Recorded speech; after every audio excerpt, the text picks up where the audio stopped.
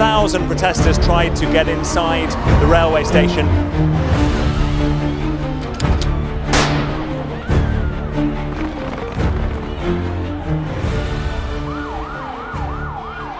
The world is in a political freefall. From corruption scandals to migration fears, instability is spreading across continents. And in the span of just 1 month, France, Japan and Nepal have all seen their prime ministers step down. France is burning.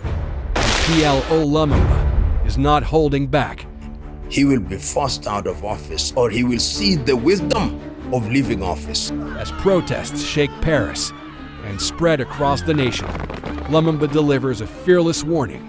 Emmanuel Macron is confused, trapped by the rising wave of African nations cutting ties with France. He says Macron may try to delay, but he cannot escape the consequences. He can only escape the political guillotine for some time. It may take 1 or 2 years. This shocking statement comes at a time when France is battling a deep debt crisis, while its grip on Africa weakens by the day. From Mali to Burkina Faso, and now Niger, African nations are rejecting French influence, creating the very storm that Lumumba predicted years ago. As Macron struggles to maintain control, Lumumba's words carry a chilling reminder: history always catches up. Welcome to Win Africa, where we uncover the untold stories shaping our continent and the world. Stay tuned, because this is more than a protest. It is a turning point in the battle between Africa and its former colonizer.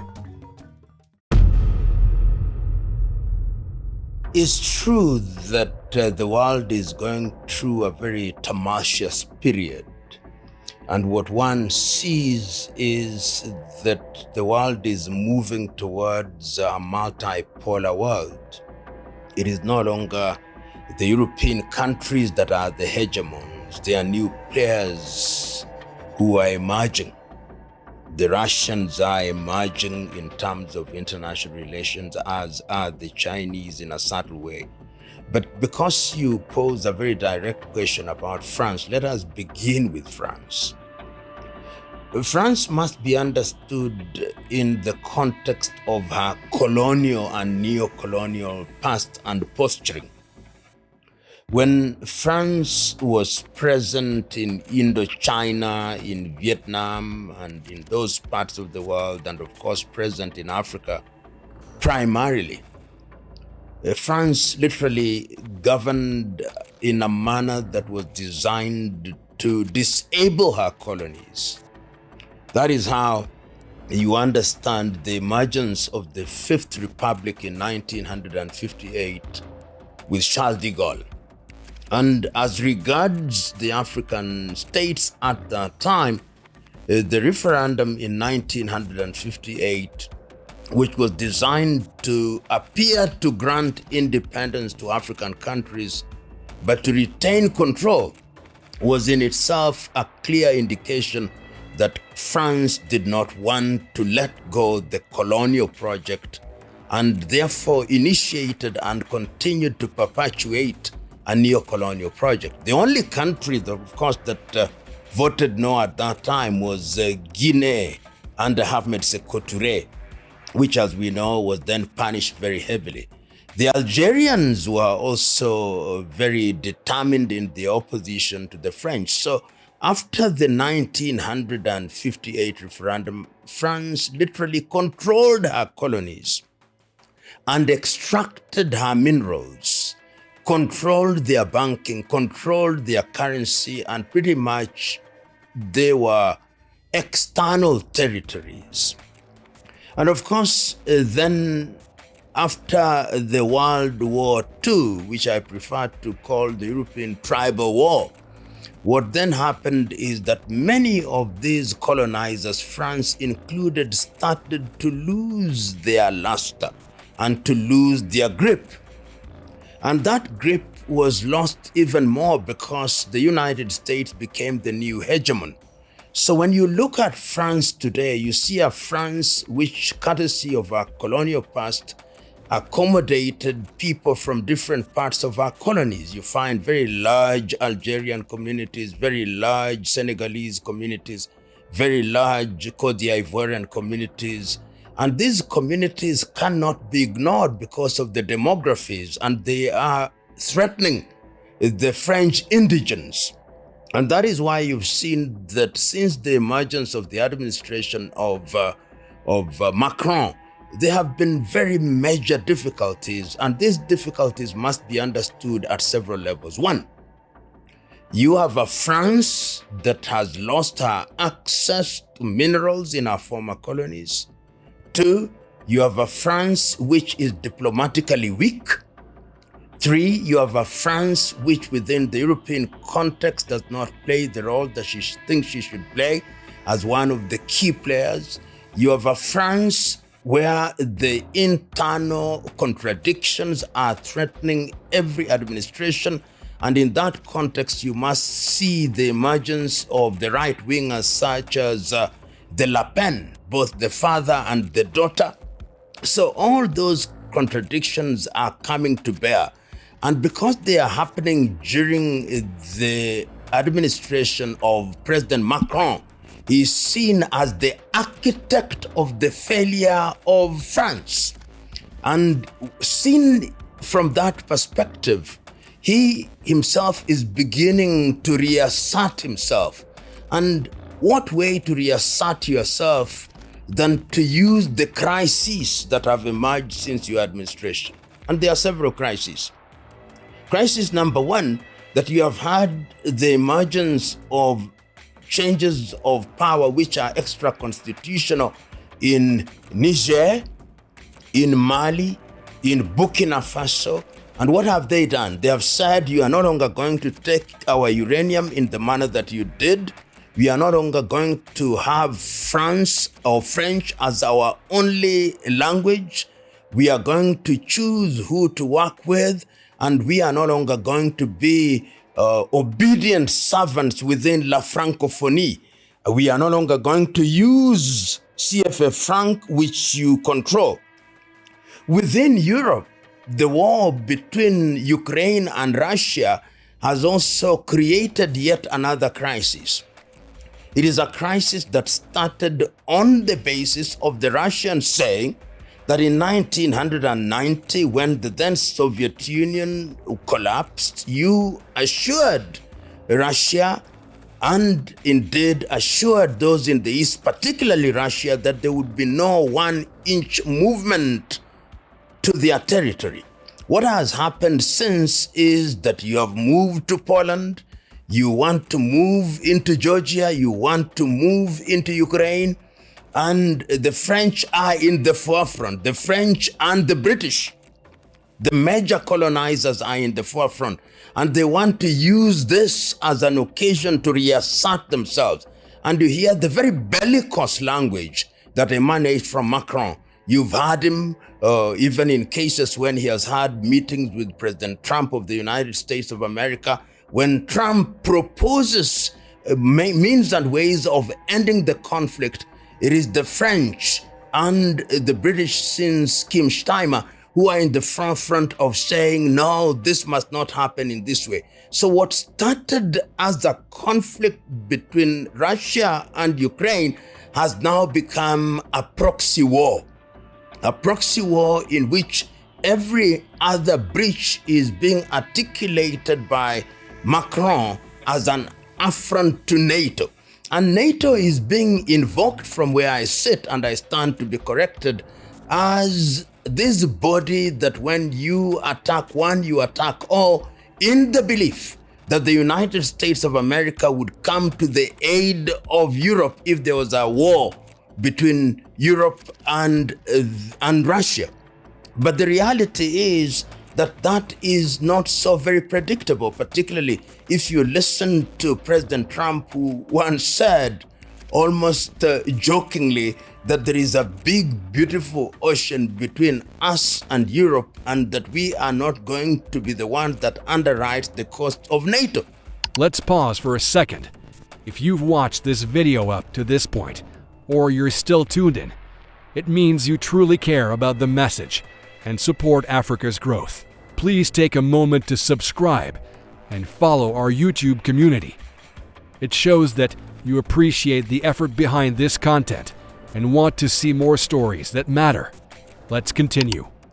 So all those factors conjoined are producing a France that is in a state of confusion, a France that is trying to reassert herself, a France that is trying to say we are the leaders of Europe, and a French leader who is facing rebellion from within and who in ordinary circumstances ought to have called a general meeting at which his own leadership is being challenged.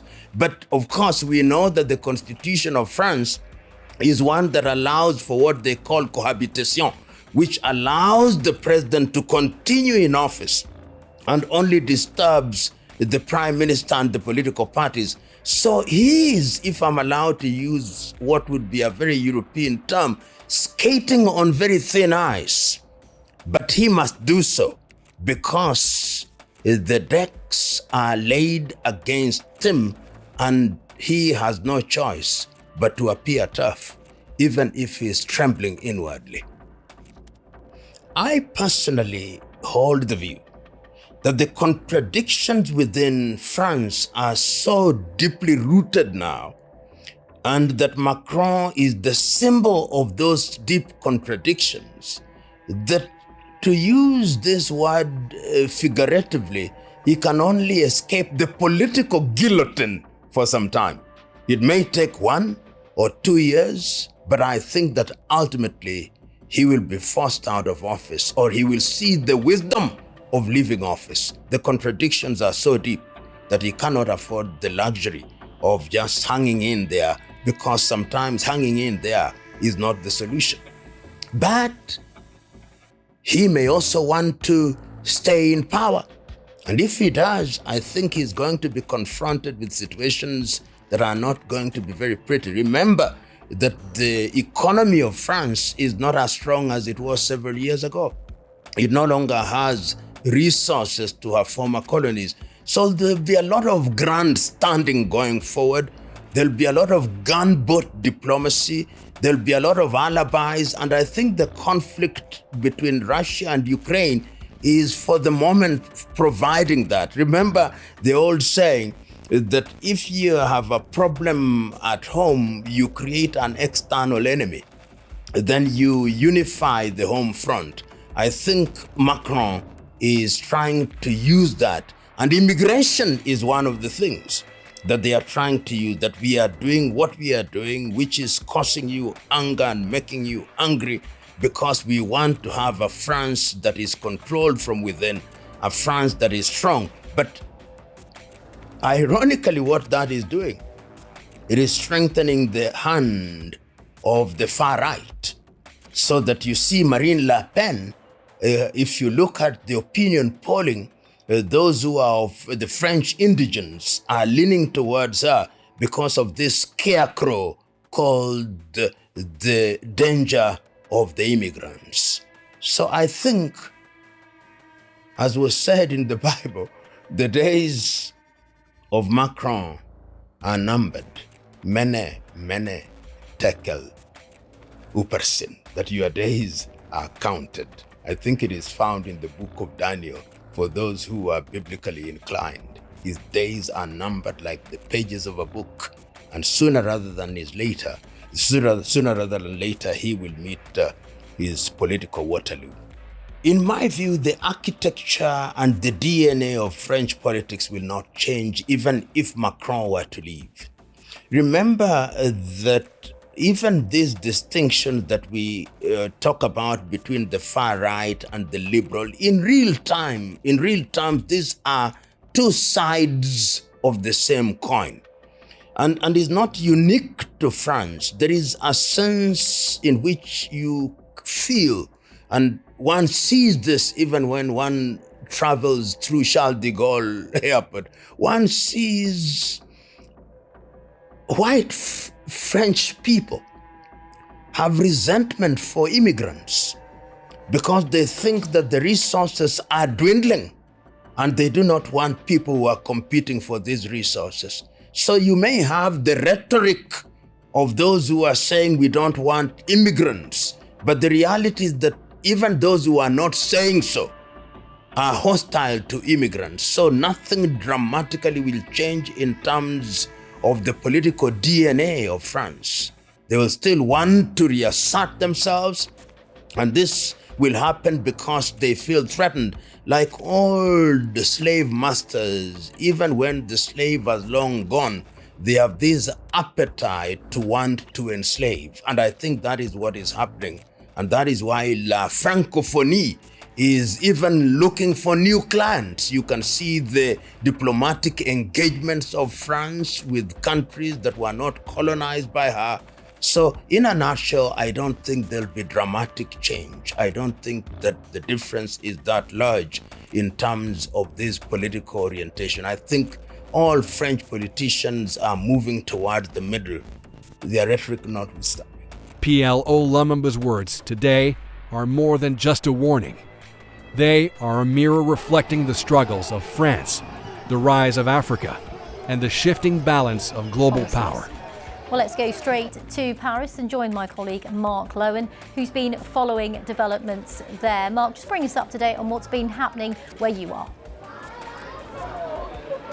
Yeah, Regini, we were outside the Gare du Nord, the station which connects France with other neighbours next door this morning, and that's where there was tear gas used as about 1,000 protesters tried to get inside the railway station. Now the protest movement has moved here to the centre of Paris, to Place du Châtelet. It is part of a day of civil disobedience and social unrest under the banner Bloquons tout, let's block everything.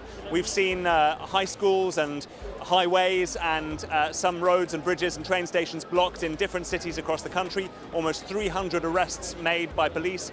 People extremely angry at what they see as social and economic inequality, but also that anger fueled by the appointment of Sébastien Lecornu as Prime Minister announced last night, and he's now taken office. He is from President Macron's centrist camp. That despite the fact that the left wing came first in elections 14 months ago, and the left says it is time for them to govern. They're extremely angry at President Macron. They want him to resign. Let's bring in a couple of protesters who are here with me in the centre of Paris. Marion and Jacques, thanks for joining us, both of you. Just explain why you're here today. Today we're here because French people do not agree with budget, that is the provisional budget for 2006. You don't agree with the budget cuts that the government is trying to put through, the austerity measures, the cuts in budget? That's it. We think we can do a better budget that is really good for people. As the French public braces for a rocky fall political season, the prospect of losing 2 paid holidays appears to hold little appeal. On principle, it seems pretty unfair to me. These are days intended for rest and enjoyment, off of work. I understand the need to make cuts and find money, but there is absolutely no social justice in this plan. Recent polling shows 84% of French people are against the government's plan, even if they do accept the need to reduce the country's budget deficit. I don't like the idea of leaving a lot of public debt for my kids. We have 2 war remembrance days. Why not just get rid of one in May? That seems appropriate to me.